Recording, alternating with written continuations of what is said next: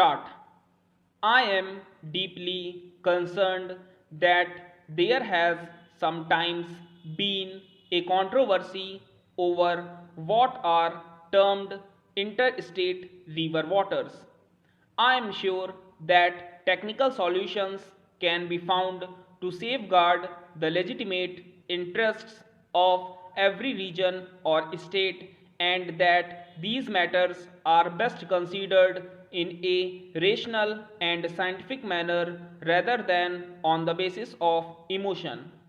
There is one other aspect, perhaps not directly related to your conference, on which I should like to touch. The development of irrigation, especially in arid tracts, is often a starting point of an economic and social revolution. It demands more tractive power and creates new demands for roads, markets, and processing and storage facilities. The stimulus which irrigation provides to agriculture also generates new and additional incomes, much of which are invested in the facilities earlier described. A part of it also goes into village improvement schemes, the renovation and modernization of individual homes, the paving of streets, the digging of wells, and so on. I believe this kind of development offers an unrivaled opportunity to promote a new village movement. Dear friends, it is an enriching experience to be sharing my perceptions on this vital issue with this august gathering.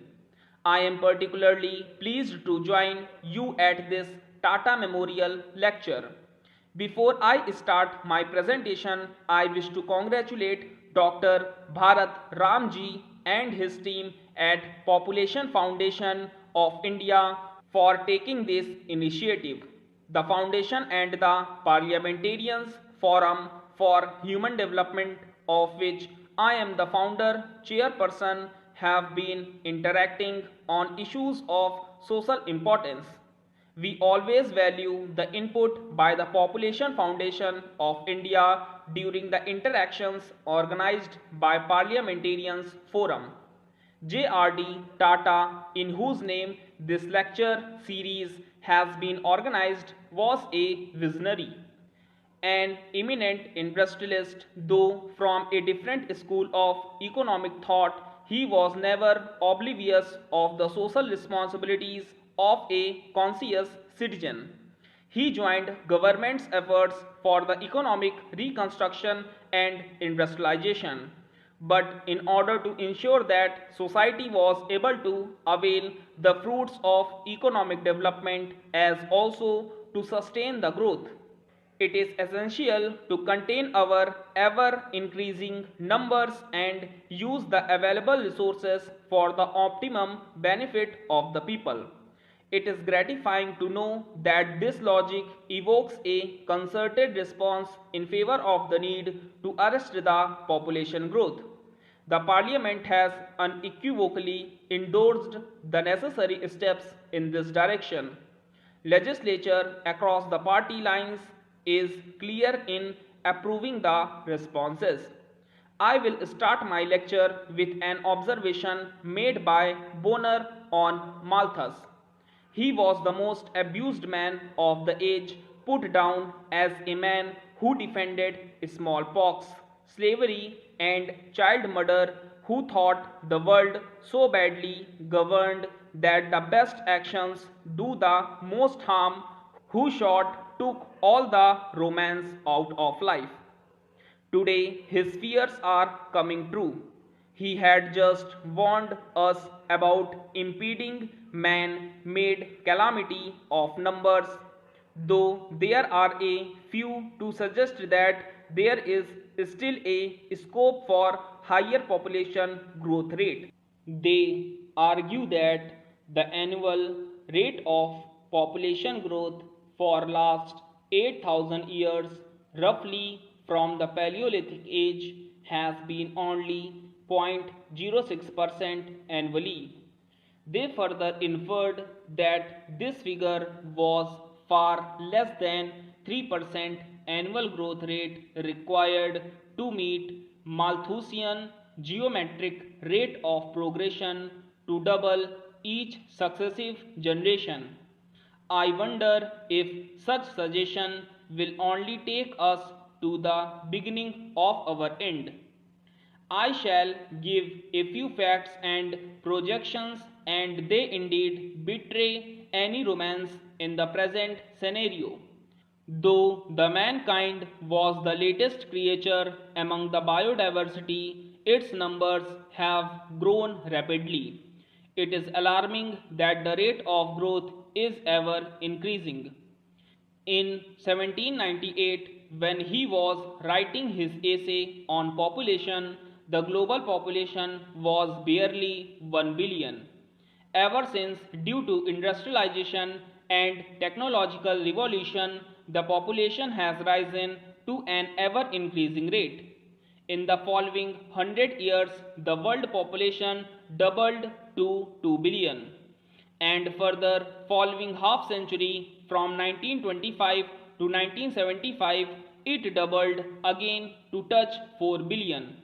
By 1990 it was 5.3 billion.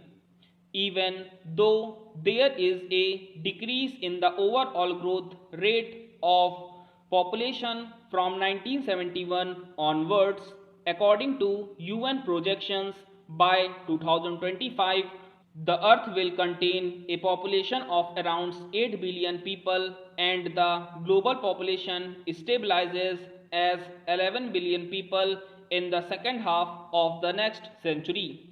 The worst aspect of this population explosion is that these increases will be taking place largely in the developing and underdeveloped countries.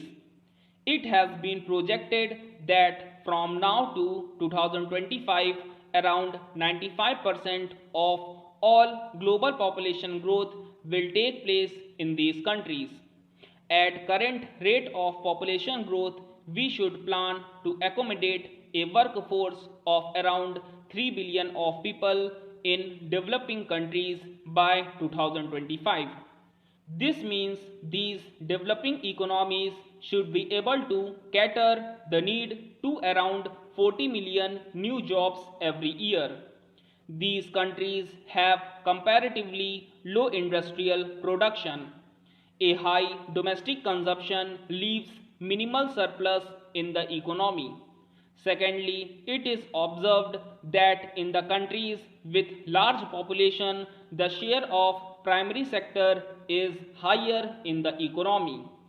Greater part of investment and other inputs go into sustaining this large population.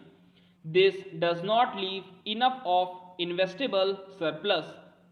But it was not until Second World War the demographers and economists recognized the larger population adversely affected the economic development because it diverted the investments from growth related to inflated social demands of a larger population.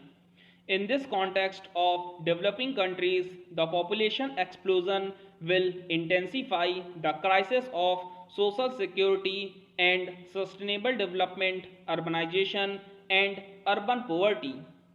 Already there is a trend among developing societies that their workforce is abandoning the agriculture and are shifting to urban clusters.